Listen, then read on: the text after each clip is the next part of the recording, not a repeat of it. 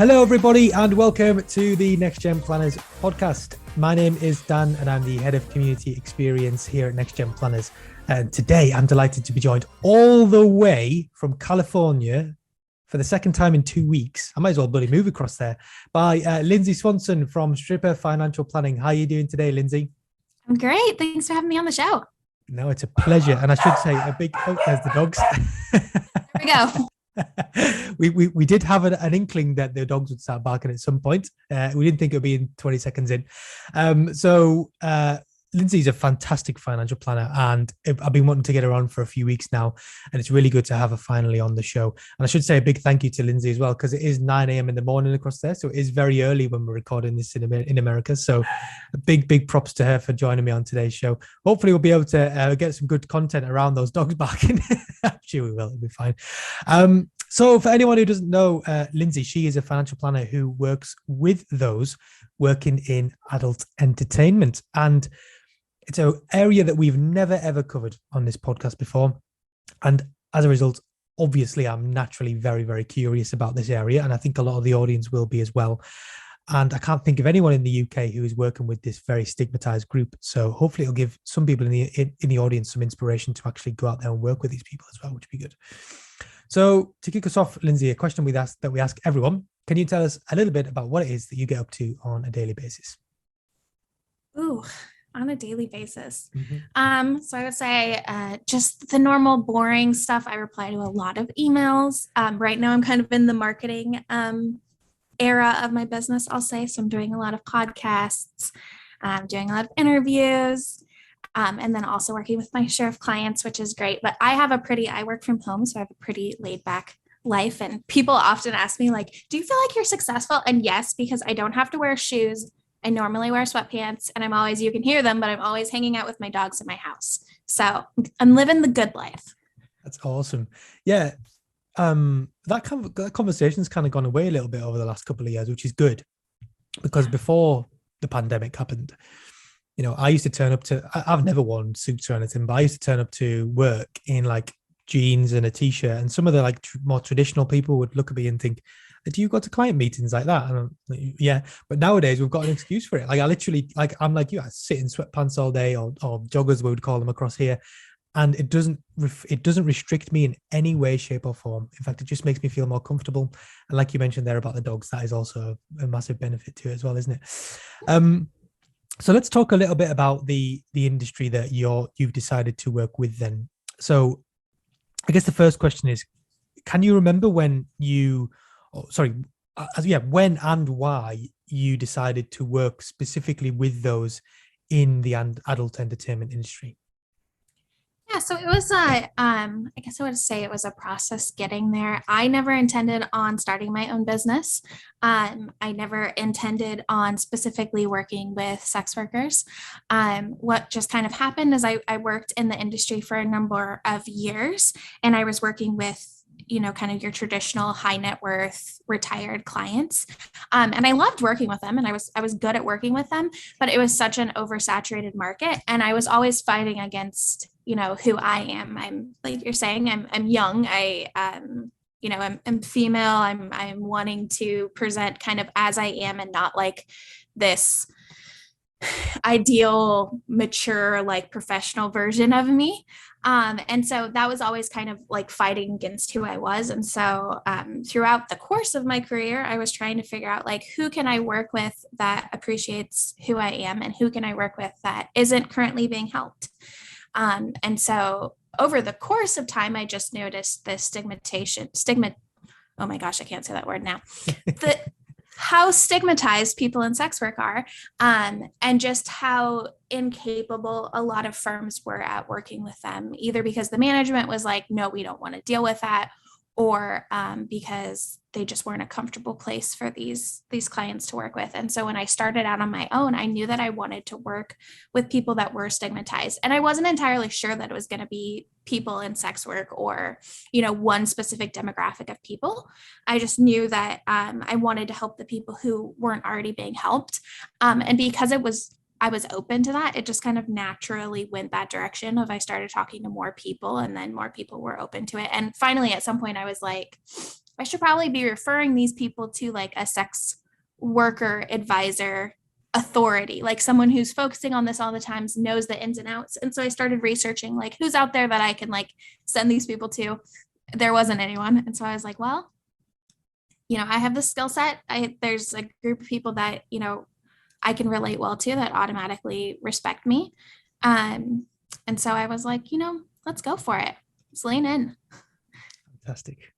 It's an amazing story. I should mention as well, by the way, that the people in the audience who are listening to this won't be able to see, but we've been joined by one of your dogs as well, which is, I think, probably the first time that we've also had a dog join us on the podcast as well, which is awesome. You're welcome. So thank you very much for that. I mean, it's a great story, and you decided that it was because of that absence why you decided to go into it, and also a mix of yourself and your personality as well, not wanting to go down that kind of traditional route as well.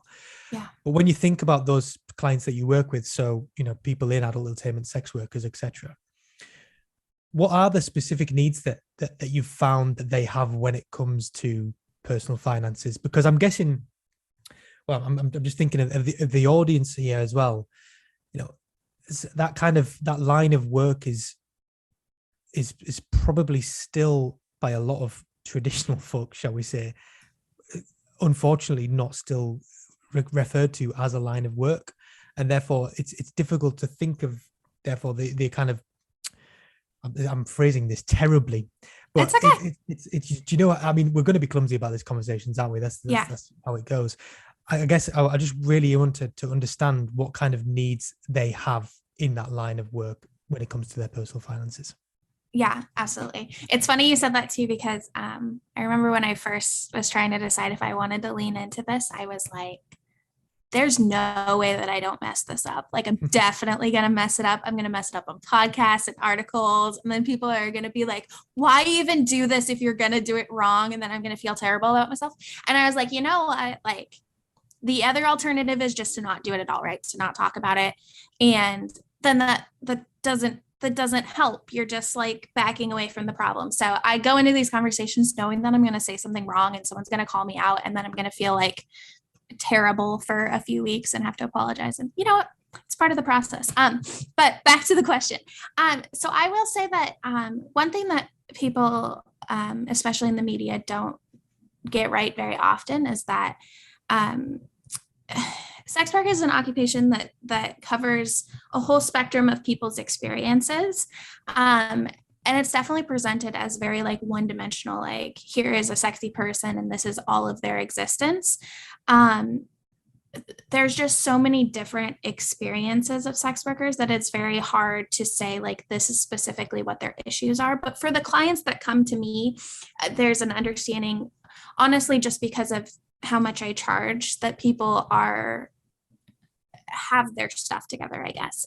I'm not running a nonprofit. And so the people who end up working with me are people who are already successful. And the people that end up reaching out to me are very, very good at their jobs. They're very good at business. They're very good at branding. They're very good at marketing and SEO and recreating themselves. Their content is constantly being taken down and then they're putting it back up.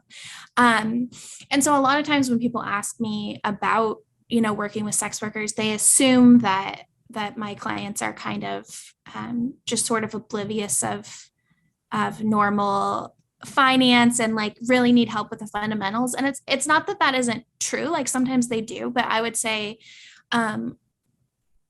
mostly the clients that come to me know exactly what they should be doing. They have Google, they know that they should contribute to an IRA, and they know that they should have an emergency fund and all the normal things.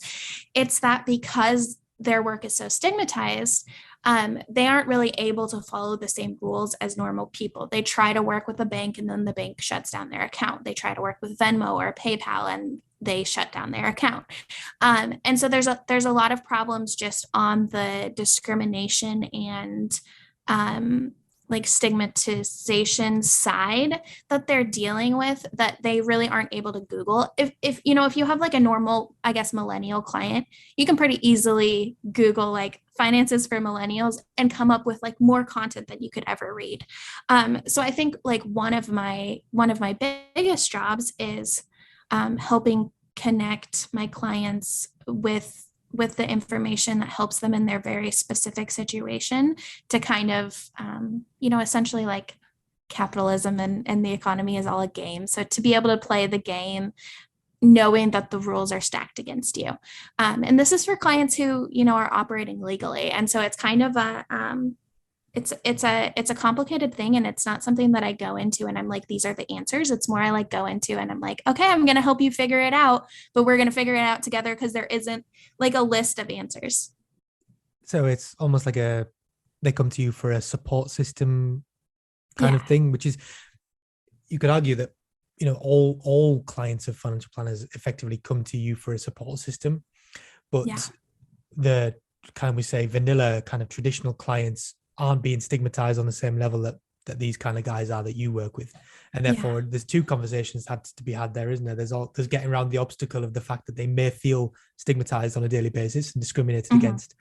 And then they also have the same kind of personal finance issues that we all have about, like you mentioned there, you said IRA. For people in the audience here, that means pension, or for people in Australia, that means superannuation fund, or whatever. They call it different things in different countries. But the point is that we all still have these same issues. It's just that the majority of us aren't stigmatized to the amount that the guys that you work with are. And how long do you think it will be until this is a ridiculous question, by the way, because there's no way that we could possibly ever know the answer to this. I guess you work with these kind of people, this area on a daily basis, and therefore you kind of know the obstacles that they have towards becoming not stigmatized. So I'm hoping that you might know better than me about when you think that this area of work will not be stigmatized. When do you think that will be? Probably like 5 to 10 business days. No idea. I have no idea, Dan. I will say that, we're in a really interesting time in history. I'm not going to answer this well. Let me just lead with that. So there are a lot of, I think like the beautiful thing about the internet and where we are with technology is we're able to connect with people all over the place, even with like planners. Like I think in the past few years, especially with the pandemic, it is very normal for people to focus on demographics or occupations rather than the location. And I love that. I think it's a great prompt. And I think that's the case for other occupations too, that people are really able to like team together with like-minded people and accomplish a lot more and have solidarity. I think with sex work, it's really difficult because it's constantly being censored. And so, one thing that I wanted to talk about on here is the Earn It Act. But we've had acts previously that basically, help to silence people's freedom of speech online. And you can argue for, if individuals should be able to like filter out things on their own side, but this is really like, if someone wants to write an article helping sex workers with their finances, there's a good chance that article is going to be taken down because it discusses sex work. That makes it really difficult for people in that industry to be able to connect to each other because public writings are being taken down. And so a lot of the community support sites have been taken down. A lot of the advocacy organizations have been taken down. And so it makes it really difficult because we depend on the internet so much to really have a solid voice, of fighting for sex workers. And I also think it's hard because, it's not like one sex worker has the same opinion of everyone else. And I'm saying this as someone who isn't a sex worker. And so it's not like you can ask one person what they think should happen and then be like, okay, this is what everyone thinks. And so it is a complicated thing. But I think overall, people don't want to be censored. People want to, decriminalize sex work, and that would help to just view it as an occupation. But people have a hard time doing that. So when, I have absolutely no idea. I mean, do I think real? This goes back to the other day I posted something on Twitter about how basically like planning for young people is different because they don't necessarily think the world is still going to exist when they're older. Do I think that sex work is going to be decriminalized before? This is a great clip. Do I think sex work is going to be decriminalized before the world ends? Probably not. So there we go. The world, like, yeah, the world ends is such a kind of like philosophical thing as well, isn't it? Because like there's so many ways that you could define the world ending. Yeah. That's an interesting answer. Especially when interesting question. Yeah, isn't I mean, yeah, it's an interesting question as well. When you've got things, I mean, we'll go a little bit more deeper into the Earn It Act, because certainly the UK audience will not know what that is. But when you've got things like that, I was under the impression that we were moving a bit forward in this area. I was under the impression, with things like OnlyFans and all that kind of stuff becoming a bit more normal and becoming more mainstream and popular, I assumed therefore that the government and the kind of people at the top of society is probably the wrong way to say it, if you know what I mean, but like the people who can make a difference are accepting it more, and will therefore not do these kind of things to prevent the people who are actually working in this industry. But then when you see things like the Earn It Act, and you see things like these kind of squeezes on freedom of speech and expression and things like that, again, you start to become a bit more pessimistic about it, and you start to think, oh, well, maybe we're not going that far forward then. Yeah. So the Earn It Act, just to kind of explain it, is a bill that's going through the US at the moment. And effectively, like you said, it could threaten free expression. I think you worded it last time we spoke of anything that is mentioned online about things to do with sex work and to do with adult entertainment and things like that can be censored and taken down. And it's the aim of it, which I think like you mentioned to me when we were speaking last time, the aim of it is to protect children. And I don't think anyone ever could disagree with wanting to protect children online. That is just like, it's a staple of society, and we should go for that. But everything like this is about weighing up both sides. And how do you think that this thing could affect your clients if it does go through? Yeah, I mean, so essentially what the Earn It Act is hoping to do is hold platforms reliable for the content that's on there. So right now, let's say like Facebook chooses to give data to the government right now if it thinks that there's anything related to child pornography. So there's certain filters that, like, if it happens to notice it, then it will report it. But they specifically aren't searching. And the thing is if they are searching for it, then that kind of starts to mess with the Fourth Amendment. So basically the things they can find are hard to prosecute with it, because it's like they had a warrantless search for it, right?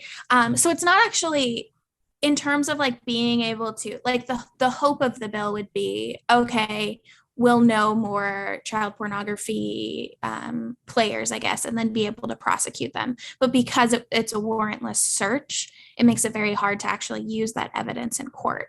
In terms of my clients, what that means is a lot of their stuff is going to be flagged because it's related to sexual content, even in like private DMs.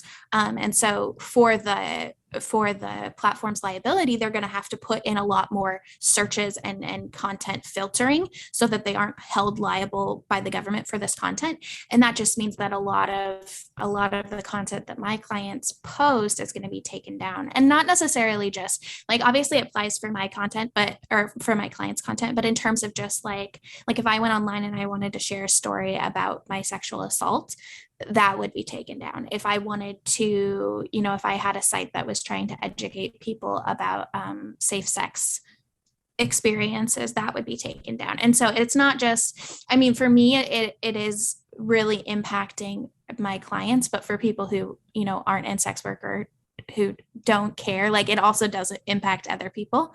So you don't just have to be empathetic, you can also be selfish about it, which I think is important with Americans. But they're into Americans. But yeah, with my clients, I think it's making it even harder for them to be able to interact safely online. They're starting to have to go to, to weird corners of the internet. And the positive version of that is people are just starting to create their own sites and, have them hosted offshore so they have more control. Okay, it's interesting. Yeah, it's an area that I've never heard of before. You're clearly very clued up on it, and Okay. it's very passionate about it as well, which is good. Is you know, um, I guess I can't really display an opinion on it because I don't know too much about it. Yeah. So but it's been good to hear your opinion. So when we think about you and the way that you work with these clients, I'm not thinking of the clients and their challenges. I'm thinking more of you now. What have Yeah. been some of the challenges that you faced when working with these types of clients so far? I think that it's hard to say this publicly because then people are like, well, you shouldn't be doing it then. But I think that any advisor who is honest with themselves has doubts about, how they're giving out information, the information they're giving out. Because I'm a solo advisor, I don't have a lot of people to collaborate with. And so I think that it's hard for me to make sure that I'm giving the best advice to my clients. Obviously, I'm trying every day. Clearly, I'm like in the weeds on it. Um, and yet there's not, if you work with a client who, is a physician or is a dentist, there are books about that. There are people who are already doing it that you can emulate. There are people you can ask that already have like a clear answer. A lot of the times when I'm working with clients, there isn't a clear answer. It's like, I think this is the best option, but here are the risks associated with it. And I think for someone who is a planner, who is a nerd like me, I want there to be like a crystal clear, like this is 100, like I want it to be a math equation. And planners know that very rarely is it the math equation that you're giving clients. You're giving people like, I think these are the options, and then you have to choose what's best for you. And it's not like a black and white thing. And I think that that's something, that is a struggle for me every day of trying to do the right thing and not necessarily knowing if I'm successful or not. It sounds to me, and tell me if you think I'm wrong, but it sounds like a typical case of imposter syndrome. Yeah, yeah, for sure. Just an average imposter syndrome, which I think is pretty normal. So I don't think I'm special at all for having it. I think with the advisors that obviously you have the advisors who are like, I never doubt myself. And if you doubt yourself, maybe you shouldn't be in this field. But I think that like all the good advisors I know have imposter syndrome, or just like, they're trying their best and they're hoping it's good enough. Yeah, and if you think you know it all, you're likely wrong. Whereas if you think you might be wrong about something, most of the time you're probably fully correct. But it's a good skill to have, is to be able to be very self-aware and say, this might not be right, and oh, I don't know, because if you lose that, you become complacent. And also, I think when you said that it's an average case of imposter syndrome, I don't think we should put ourselves down for having just an average case of imposter syndrome, because it happens to, although it does happen to everyone, everyone's case is different. Yeah. Um, if you were to kind of think of a definition of imposter syndrome, then what you've just said would probably fit into that definition quite nicely. For sure. Yeah. But like, I completely agree with what you said, that the majority of good planners that you know and I know will always doubt themselves and whether they're giving good advice to the clients, because that's just part of being a human being. You never know if you're doing anything 100% right. Likelihood is you're never doing something 100% right. There's always room for improvement. But that's just being a human, isn't it? But on the other side, if we want to think about some of the fantastic things or the great things that you've done so far, what are some of the biggest success stories that you've had when working with these types of clients so far? I think probably the biggest successes that I've had is having people who are already doing good work, not necessarily in finance, but in the sex worker industry, people who are already respected, whether they're, therapists or people who focus more on the tax side, or advocates reaching out to me positively to say like, we're glad you're here and you're doing good work. Because I think like not very easily, but you can usually find people who support you in random pockets. It's cool that there's other advisors that support me, but to have people who are really glad I'm there from inside the industry, that's been really important to me. And the other thing too that I didn't realize was going to happen, but once I started to be publicly working with sex workers, I had a lot of people who have established careers in random fields, whether they're lawyers or, CPAs or other advisors who reached out to me and confided in me that they had done sex work at different points in their life, and that they didn't share that publicly, on their LinkedIn, because it's not something right now that it's very hard to share it without it negatively impacting your career. But, for people to reach out to me and say like, only my husband and I know this, but I did, I stripped or whatever during college to pay for college. And I'm not ashamed of that experience, but I haven't felt like I could share that publicly. I think is really cool. And it just goes to show that like, there are a lot of people who do sex work for a lot of different reasons, and it's not something that like permanently identifies you. It's just a part of their story. And I think that like the hope is that the more we can legitimize it, the more people can just own that and not have it be, a negative thing that people judge them for. That's lovely. That's really nice, actually. I mean, it's kind of analogous to a lot of work that financial planners do. Sometimes what a financial planner knows, only their client and their husband or wife know it, or husband and husband, whatever, or they're the only ones who know it. And it's a lovely thing to have that kind of completely confidential relationship with someone that they trust you so much that they'll tell you that kind of thing as well. That is a big success story, actually. That's a really good one. So if we're thinking about the people in the audience and they've thought, you know what, I want to work with this stigmatized group as well. I want to help these kind of people. And they're thinking about working with adult entertainers as their specialism. What advice and tips would you give them on getting started with this kind of client group? So I think one thing that has been helpful for me, that I kind of knew going in, but really stabilized once I was really working with clients, is that especially this group of clients, like they don't want you to come in and tell them, this is what you need to do, this is how you need to do it. A lot of times people feel, if there's a group of people, regardless of if they're sex workers or young people or whatever group, that they feel like they have more information, then they'll like go in and be like, here are the answers, this is what you need to be doing, this is why you're not finding success. And I think more so than that, any audience, but especially sex workers, they already have questions that they're trying to solve. They would love if you would come in and be like, hey, let me call the bank and advocate for you. Like, let me push forward the work that you're already doing. They don't necessarily need someone coming in and being like, you should be doing this. And then they have to be like, well, I tried doing that, but Wells Fargo hates me. So I think it's not that my clients already know what they're trying to accomplish. They often need someone with connections or with different information to help them accomplish it, but they don't need someone to come in and tell them what to do. And I think that's the case with a lot of, older advisors try to do that with, millennials or Gen Z or whatever as well, have come in as like, this is why you're being stupid. This is why the economy isn't treating you well. And people are like, no, it's not that. It's that I'm getting paid $15 an hour and my rent is $2,500 a month, like things like that. So I think like with anything, just like reaching out to people and being empathetic and, trying to understand where they're at rather than, project what you think is true for them. Tip. It's really good. I think, again, realistically, you could apply that to pretty much all clients as well. Nobody likes certainly I wouldn't like being told that I'm doing something horribly wrong and that it's my fault, and now I kind of like, it doesn't work with anyone really, does it? But yeah, I would agree with you.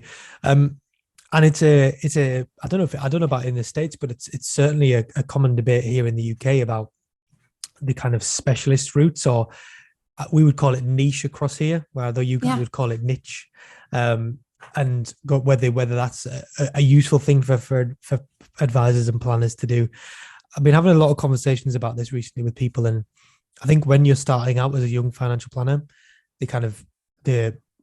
the accepted thing to do is to kind of just work with anyone until you've got that kind of stable base of people who you like working with.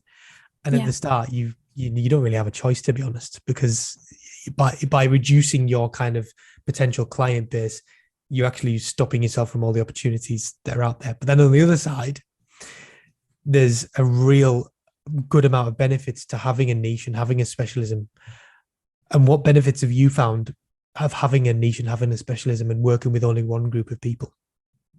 Yeah, I mean, it's so much easier to brand. It's so much easier to market and go on shows like this and talk to other advisors because you have a specific point of reference. I mean, just think about if I was like, I work with millennials. Like, what do you there's a bunch of other people that like why talk to me about millennials, like there's just, and I think in terms of like, if you want other advisors to refer clients to you, if you want other people to mention you in the media or refer, like talk about you, if you're just kind of working with a broad audience, unless you're the best advisor, it's really hard to stand out. And I do think that I'm a good advisor. I think I'm very good at what I do, and I think I'm smart. Do I think I'm the smartest advisor out there? Absolutely not. Like, there are a lot of people who are better at specific things than I am. And so I think, what I bring to the table is that I'm so specialized that I really understand the issues, or at least attempt to, the issues that are impacting my clients. And so I can say, I'm not focusing on stock options. I'm focusing on this specific thing. And this industry is so complicated that it is, unless you have a huge team, it's really impossible to have a good understanding of everything at once. And so for me, I can really focus on my clients' problems and create content about that and talk about that and hopefully show my clients that I'm really in the weeds with them. If I was just working with young people in general, unless I'm, kind of just doing like broad budgeting or investing courses and education, it's really hard to give people the personalized advice that they need, at least in my opinion. So I'm really happy about having I say niche too. Okay. I do. I don't know. Everyone says it differently though, but I say niche. I'm really happy about having a niche. I also think that it just makes other advisors a little more, like, we try not to compete, but obviously everyone is kind of competing. And so I think it makes people like view me as a safe person because they're like, oh, you're not going after it. Like, I've just worked with sex workers. So if your client isn't a sex worker, then I'm not going to try to like steal them. So I do think that makes it easier for people to talk about me publicly.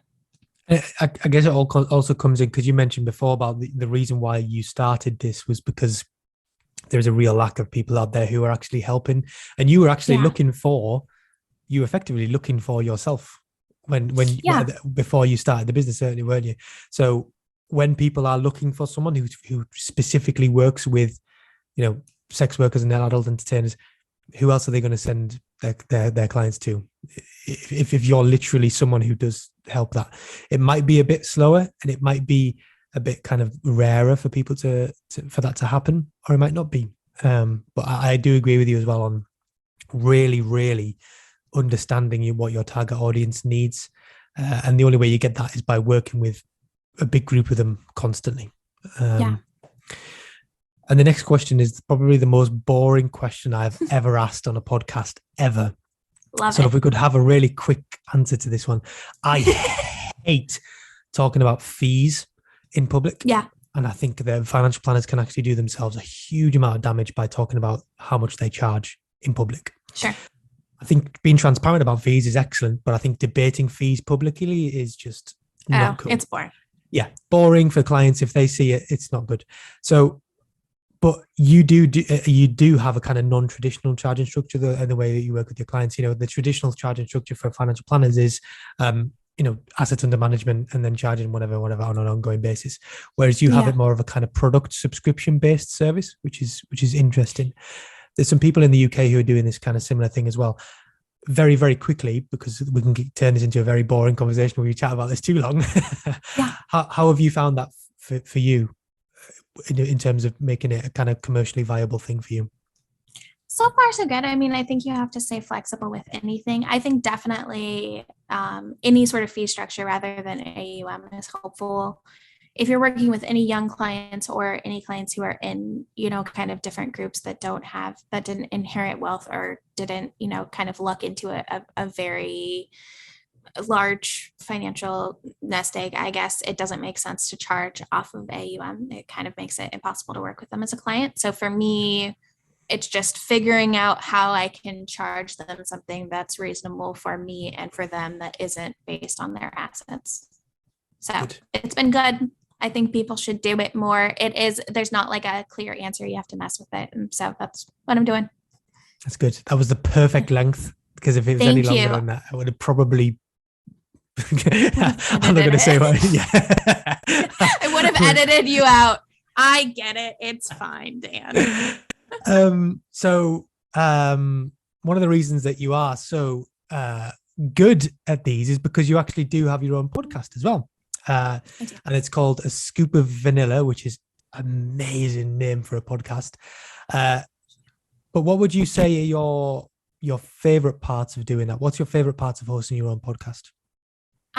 I just like talking to people. So I realized I've always been like this, but I really like to have like deep conversations with people. It's very hard to get people into deep conversations like casually. For one thing, it's like kind of inappropriate. Like if I just like saw you randomly at a bar and I was like, let's talk for an hour about stuff, people would be like, why are you talking to him? Like, I don't understand what's happening.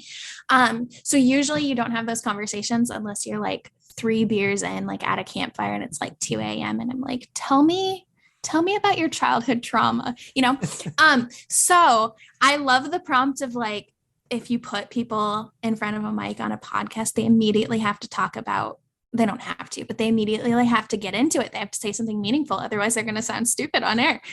So I love the idea of like jumping in and like being able to ask people hard questions and kind of forcing them to answer, and vice versa. I love when people have to, grill me about things and then I have no idea what to say. So I just think it's a fun process. I have a hard time like distilling myself into 30 seconds.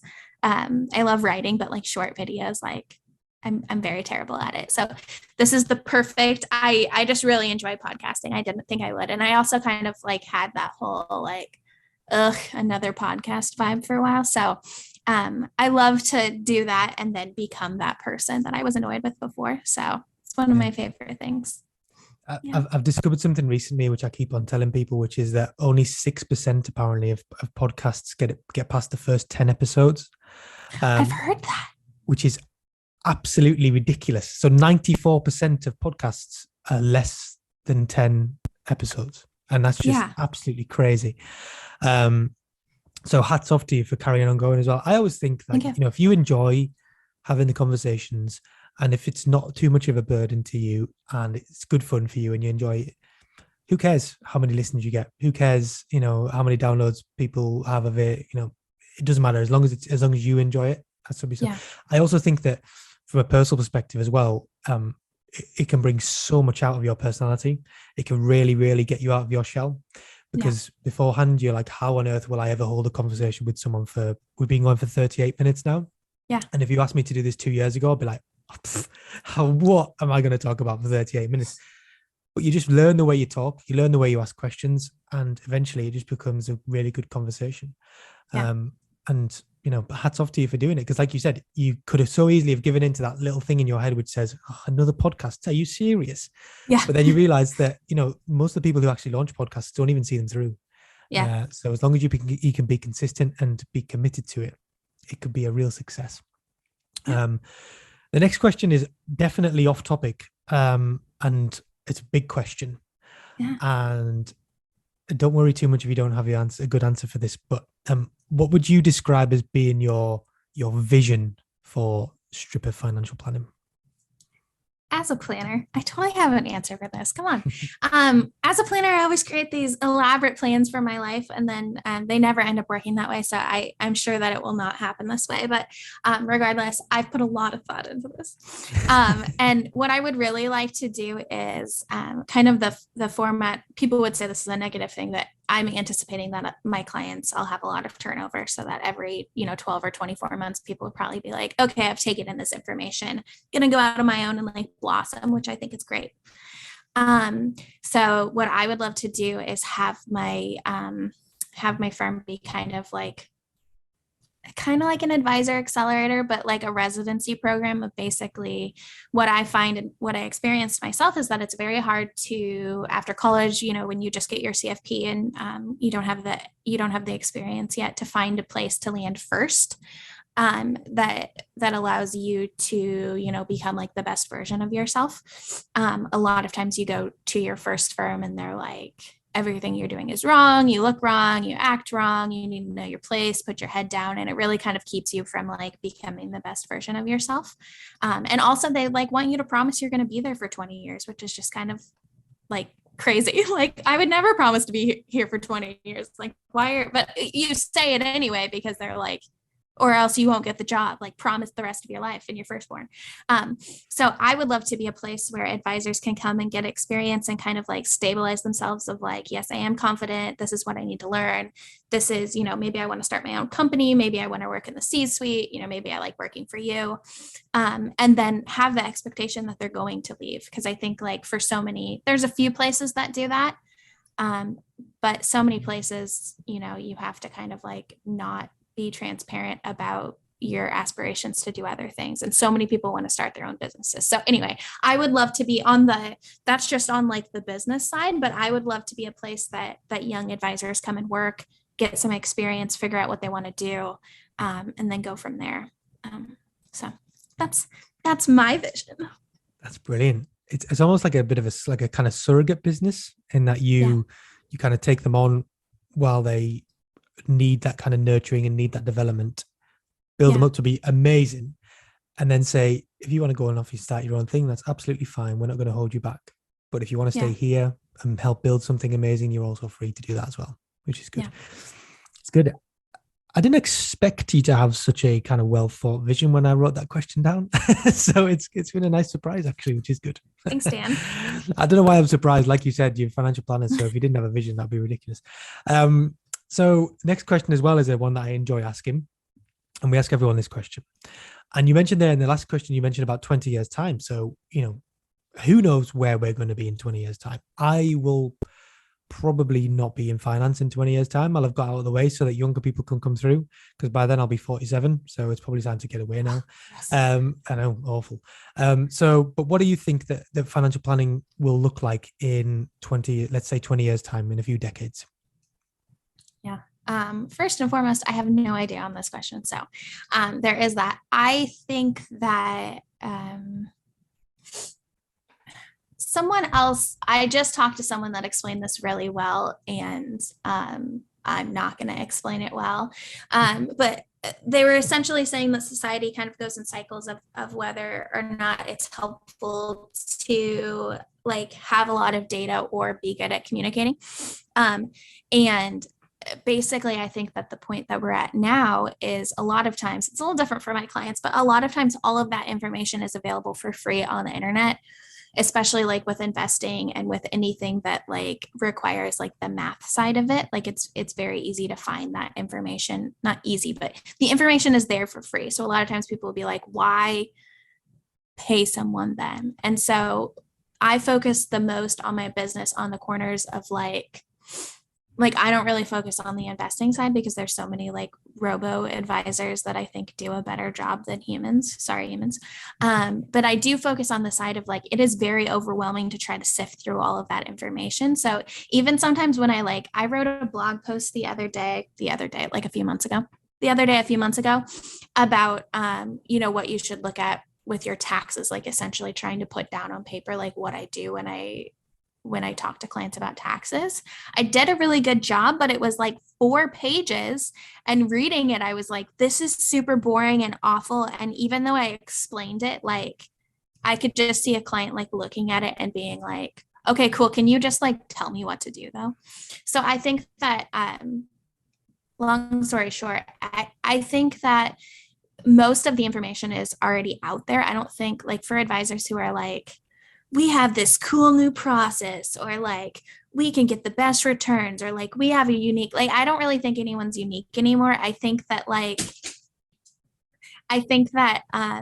it takes a lot of work to pick out the information that is actually helpful to your situation and then express it in a way that people can understand in very small words.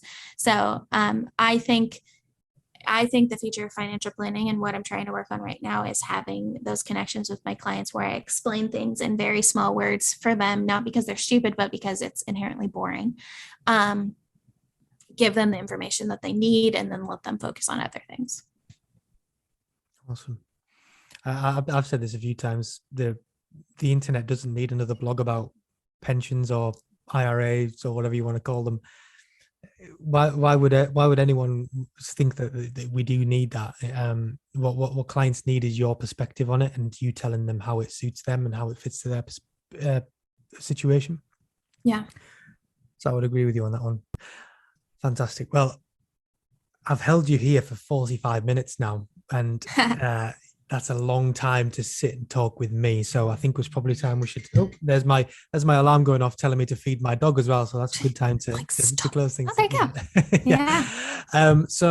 But we do always like to ask people for a book or a piece of content. So it can be a film, it can be a movie, it can be a podcast, it can be an album, anything that has really, really had an impact on your life.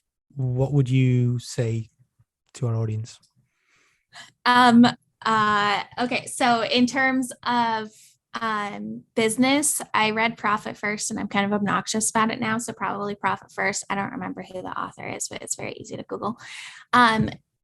In terms of my personal life, I read Slaughterhouse-Five when I was really young, and it really, by Kurt Vonnegut, and it really like changed my perspective on life. So I think everyone should read Slaughterhouse-Five. That's not related to finance. That's just a life thing. We've definitely never had that recommended on the podcast before. So there we go. How much more do we need than that?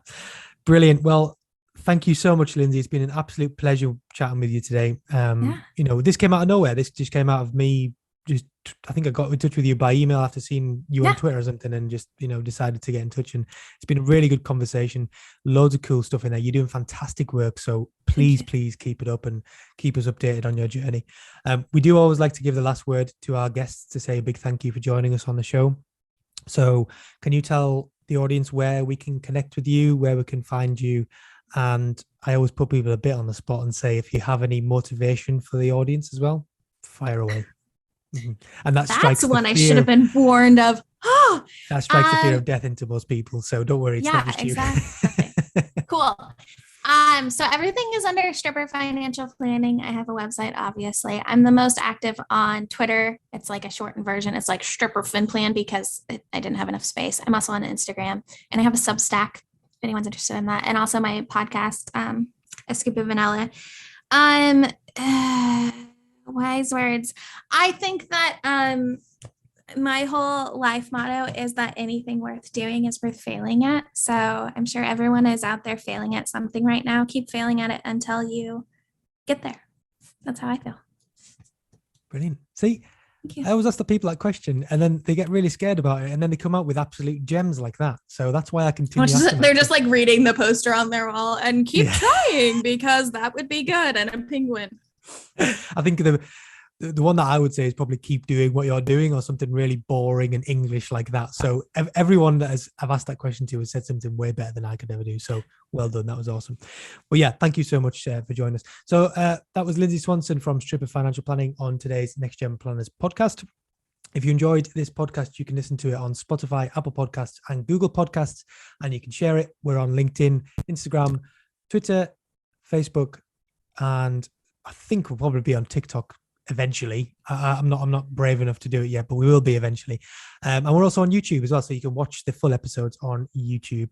And you can also find the podcast on nextgenplanners.co.uk, and on there you'll find more information about the training contract, the Blast Off program, the Future Leaders program, our amazing community now, which has over 700 people in there, and they're all amazing financial service heroes, the Advice Stack product, and also our big conference, the Mega Conference 2022, which is coming up in, oh God, it's like 2 months away now, which is terrifying.